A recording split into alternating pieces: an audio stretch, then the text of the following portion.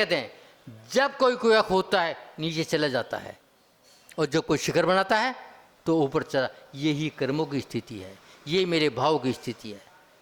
मैं जो चाहूं वो कर लूं, नीचे जाना चाहूं या ऊपर आना चाहूं। आचार्य कहते हैं चारित्र में इंद्रियों का विशेष हाथ है, मन का विशेष हाथ है। आप बताओ चारित्र किसे पहले? आपने तो गरम गरम पूरी चाहिए,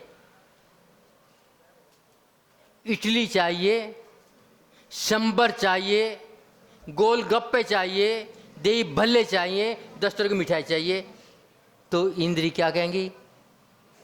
क्या कहेंगी? कर लो, पाल लो 40, चारित्र पलेगा?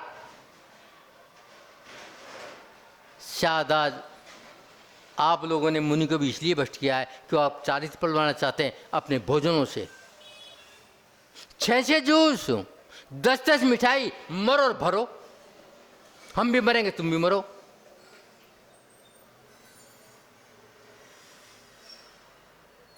महाराज ये भोजन तो गिलानी आती है, तो गिलानी तुम आए, तुम्हारा काम है, क्योंकि स्वरूप गिलानी नहीं आती।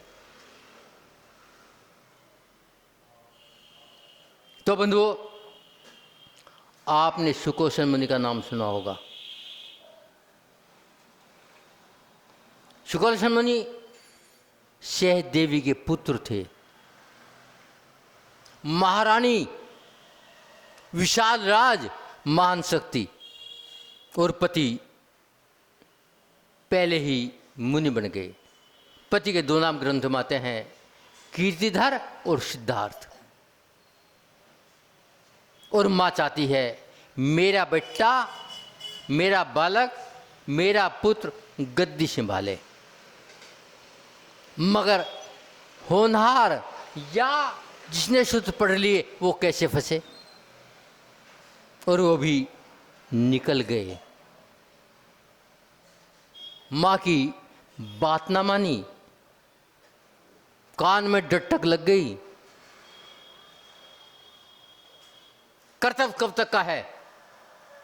जब तक जिम्मेदारी ना पूरी हो। और बात जिसने ब्याह ना करवाओ, जिम्मेदारी काहे की? माँ बाप की जिम्मेदारी बेटे कभी नहीं होती, आगम कहता है। पत्नी की जिम्मेदारी पति की, और पति कब तक? जब तक बेटी जवान ना हो। अब हर जीव अपने पाप पुण्य का खाएगा, मगर मेरी जिम्मेदारी है, मेरे ये काम करना है, ये काम दुनिया तू संभाल रहा। और वे मुनि हो गए। आरोधान के कारण मां से देवी एक व्याधगिनी हो गई मगर देश के पहाड़ों के ऊपर। और सुकोशल मुनि अपने ही पिता कीर्तिधर से दीक्षा ले गए। विचार करो, कई बार चर्चा आ जाती है क्या मुनि दीक्षा देता है? सुकोशल मुनि किससे ली? मुनि कीर्तिधर से। चौथे काल के जब इतिहास पढ़ते हैं 80% से ज़्यादा दीक्षा मुनियों ने दी है, और 20% भी आचार्यों ने नहीं दी। और आज नहीं जाने कितने कितने सवाल आ जाते हैं। एक रोज मुनि कीर्तिधर और मुनि सुकोश कुमार हार के लिए जा रहे थे। उस व्याग्नि की दृष्टि पड़ी, बस कुरु परिणाम की थी, टूट पड़ी, दोनों को चीर दिया। और वे सुकोश मुनि को खाने लगी।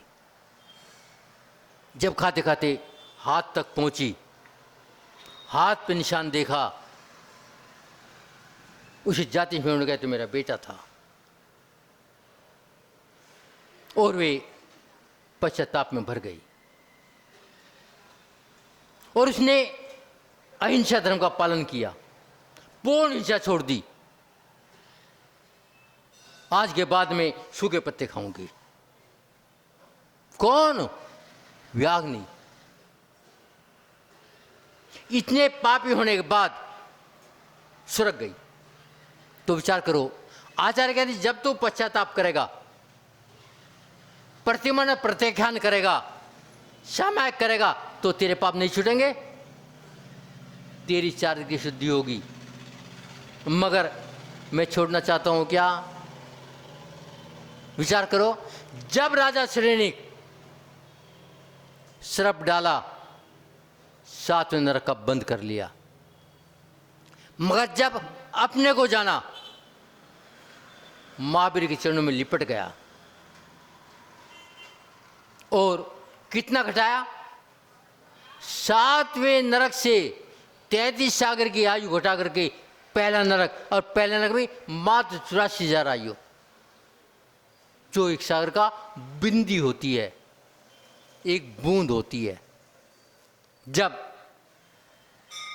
श्रेणिक अपना नरक बदल सकता है, तो क्या मैं क्षमा लेने के बाद में अपना कर्तव्य नहीं बदलूंगा, अपने कर्म नहीं बदलूंगा? आचार्य कहते हैं जरूर बदलेगा, यदि तू पश्चाताप करेगा, निंदा करेगा, गर्रा करेगा, और फिर परमात्मा की भक्ति करेगा और प्रतिक्रमण करेगा, और प्रतिक्रमण करके प्रत्याख्यान करेगा और फिर क्षमा के बैठेगा। सारे कर्म जैसे कि बरसात में बाढ़ आ जाए और सबको बहा ले जाती है। तो आचार्य कहते हैं बस जिस दिन तू पता चल जाएगा आखिर तेरे कर्म क्या हैं, तेरे में बुराई क्या है, वो निकालने का प्रयत्न करेगा, और निकाल के पश्चाताप करेगा, तो तू निश्चित समय में आएगा और अपने कर्म को क्षय करके मुक्ति को पाएगा। इतना कहने के बाद अपनी वाणी को विराम देता हूँ। ओम शांति, ओम शांति, ओम शांति।